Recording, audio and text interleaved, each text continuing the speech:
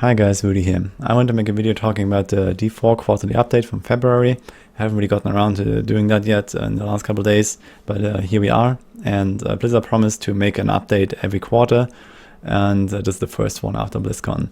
So we've already had like one block, I believe, where they showcased the items a little bit. So this was like right after BlizzCon or at BlizzCon. And yeah, this is like mainly talking about the UI and the monsters a bit, and the monster families. So I'm not going to go into every little detail. You can also read it yourself. The link is in the description. But I just want to share my thoughts a bit.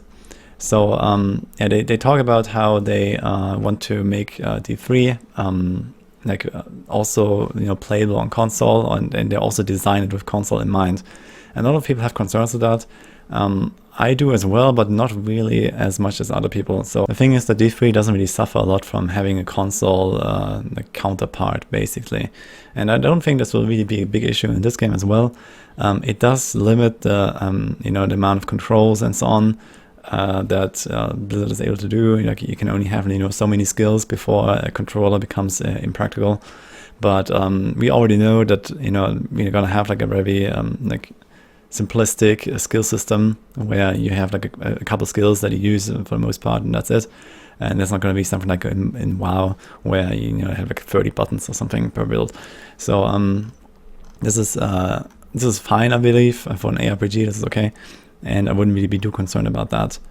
Also, like there's some talk about the UI in the game, like your health bar and your skill bar. It can be swap between like the side, like the corner layout and the middle layout.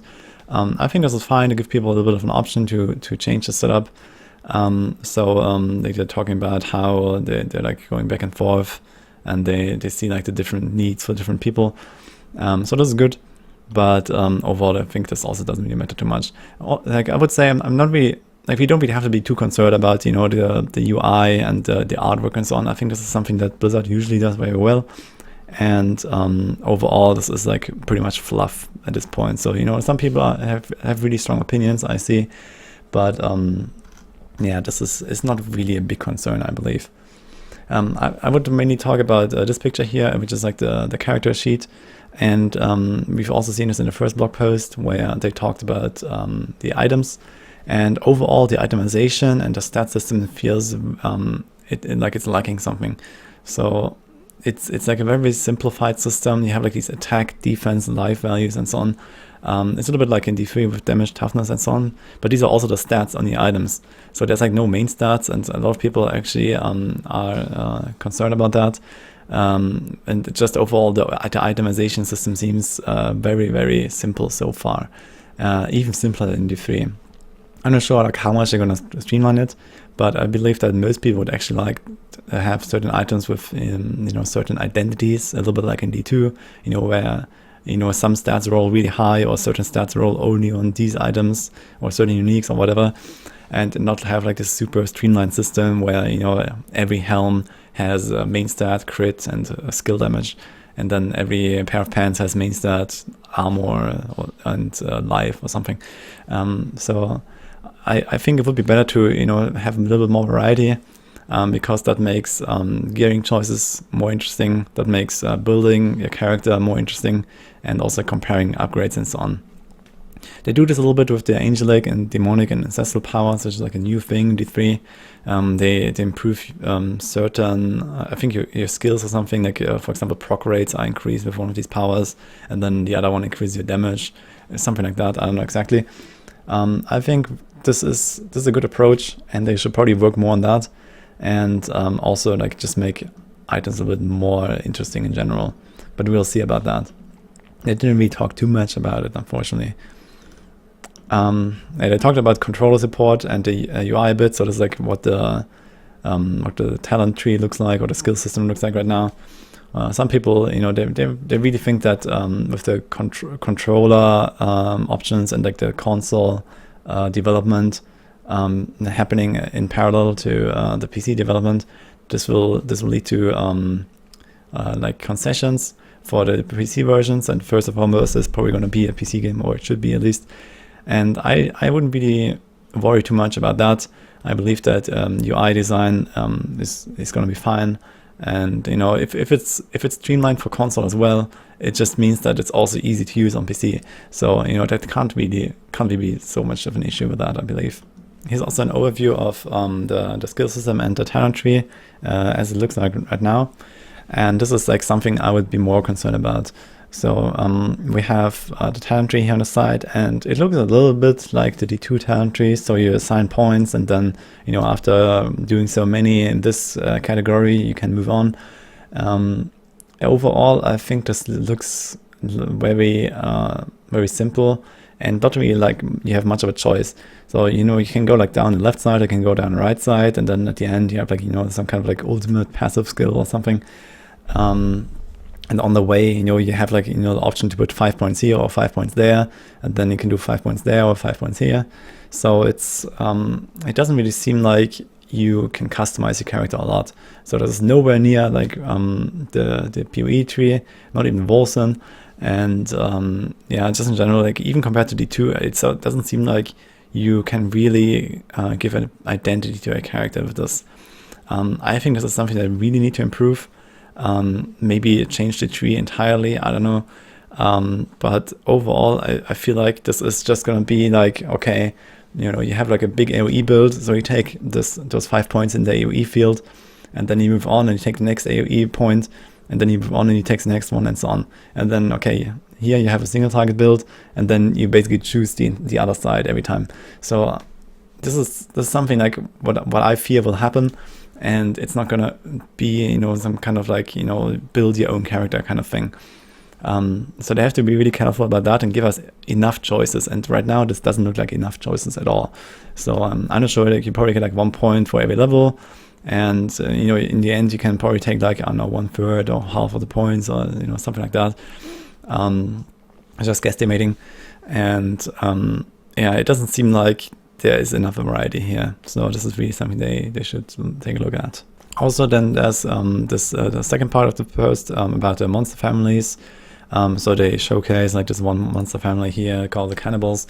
Overall, I think the artwork is fine. As I mentioned, I wouldn't really, you know, worry about that. This is something that Blizzard always does well. So they talk about, you know, how they have like these different monster types inside its family. So we have like, you know, the small swarmers and the big dudes and the bruisers and whatever. Yeah, this is all pretty nice and all, but overall, most likely it's just gonna be something that matters, especially early on in the game when, you know, like our characters are weak, our builds are shit, and, you know, later on we're just gonna speed farm everything and one-shot everything anyway, most likely. And I actually hope that they're going to do something about that. This won't happen, you know, so easily. So that, you know, there's actually some kind of like, you know, back and forth, you know, fighting with the enemies. And yeah, we don't know exactly what the systems will be like. But, you know, this is really something that they have to be very careful about in late game. And, you know, that also comes like very late in the development cycle. Of course, right now, this is very far away because, you know, it's balancing and so on. This is done at the end. But yeah, this is just something that to be mindful of, that, yeah, this all sounds really nice, it looks really nice, but overall, it probably doesn't matter. And if they want to make it matter, and I hope they will, they have to, you know, make sure that the pace of the game is, you know, not too fast, that it doesn't, you know, devolve into some kind of like speed farming, you know, Mario Kart racing game, as almost any other ARPG does. And yeah, you know, they have to be bold enough to, you know, keep the pace slow, basically, to make any of this matter at all. Otherwise, this is just fluff. So, but overall, I think it looks good so far. Of course, it's still very early. The game is probably gonna come out in 2022. So, you know, we are very early. There's not even pre-alpha here. And yeah, there's a lot of things that are gonna change. But this is like the thoughts that I have about this. And also, like one more general thing is that I'm actually unhappy with this blog post. So I like that they do this. I like that they, you know, try to be a little transparent. But it really seems like this is some kind of like filler blog post that doesn't really say much. So, you know, we have some UI stuff. You know, it's like nitpicky. You know, like very small things. You know, in the end, no one really cares. You know, as long as they make some kind of like decent UI system. which they will, I imagine. And as long as the art style, the monsters and so on, they're like engaging, which they most likely will be, then everything is fine. But the problem is that people care about the game. They care about the gameplay, and especially those people that aren't going to buy the game right away. They will most likely do so because they hope it's going to be a good game. That's going to be fun to play. That's going to be something for the long term. Something that will be updated over time. Like D3 was, and something that can be played for years on end. And it's actually is reflected in a poll here. So someone on Reddit posted this recently. And he basically did a poll with certain features, like what people like most, what they hate most, and also like what they voted most on. So we see this here. Basically, you can see that in like most people already like the open world, the art style, cinematics, enemies. This is all like all good, and this basically reflects also what I said at the start. So yeah, this is something that Blizzard, this is top tier Blizzard game anyway. So it doesn't really matter what they do; it's going to be good most likely. So, but what people also care about is items, and talents and skill system, and people have concerns about this. And I think it's very bad for Blizzard to not talk about this in this blog post. I think they have to do this like in every single blog post, from now until the release of the game. They always have to include at least one section talking about one of these points, because this is what matters. This is what people care about, and not showing the progress that is done, and taking in the feedback that that people give is gonna be very, very bad. There's many points in the past where people started losing faith, or have lost faith in Blizzard, and it really comes down to gameplay in the end.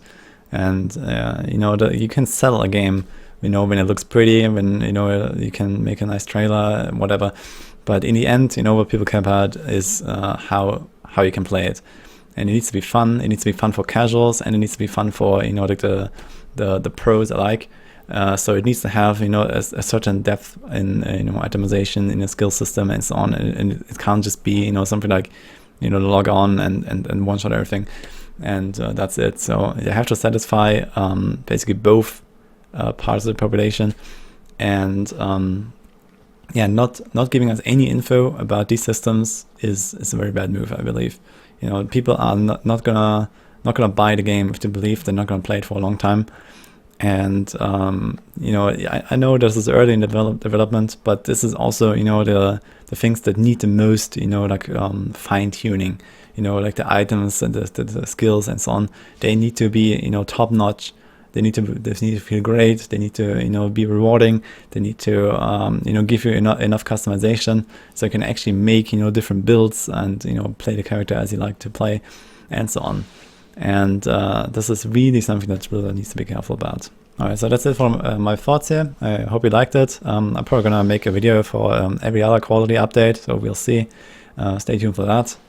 Otherwise, I'm also being like very critical sometimes, but overall I'm very excited for 44, of course. And I still think that Blizzard has the potential to make a really great game here, and we'll see what will happen in the end. Hope you liked it, and I'll see you guys next time.